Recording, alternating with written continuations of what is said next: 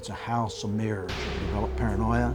You don't know who to trust. For 4 long, dangerous years, Tom Hayden sold U.S. secrets to the Russians. As a master chief based at a U.S. Naval Communications Center in Naples, Italy, Hayden had access to sensitive military information, which he handed over to the KGB in exchange for thousands of dollars. But he was no traitor. He was a double agent, recruited and trained by American spy masters to do work they said was vital to national security. It was initially discussed with me that I was going to be placed into a group in the United Nations in New York. And that was nixed. I was told that the reason that didn't happen was because the United Nations is hallowed ground and people don't do that stuff there. You believe that? Well, I was told later that the real reason was they already had somebody there. Hayden learned the tricks of the spy trade, codes, safe houses, how to memorize every detail he saw. As a former machine gunner in Vietnam, he already knew about danger.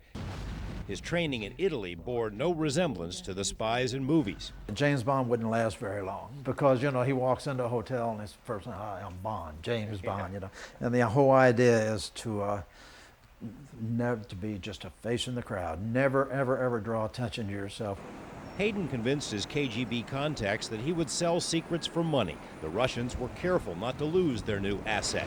This is To this day, Hayden keeps some of the coded messages the KGB delivered to him. He became so important, the KGB sent its number 2 man, Vitaly Yurchenko, to check him out. The Russians were grooming Hayden to replace the now infamous turncoat John Walker. They told me this. I was John Walker's relief. I was the guy who was going to take John Walker's place. But Yurchenko threw everyone a curve. 3 days after meeting with Hayden, Yurchenko defected himself, a major coup for the U.S. When asked for the names of any Americans who might be spying for Russia, Bam, Tom Hayden. And then they told him, he said, Tom Hayden, he said, but he's a nice guy, please don't shoot him. 3 months later, though, Yurchenko defected back to Russia. Hayden's days as a double agent were over. He has no doubt that similar operations are underway today and says that while technology is valuable in espionage, nothing beats human intelligence. There's nothing as valuable as that person who's sitting in the room listening to the conversation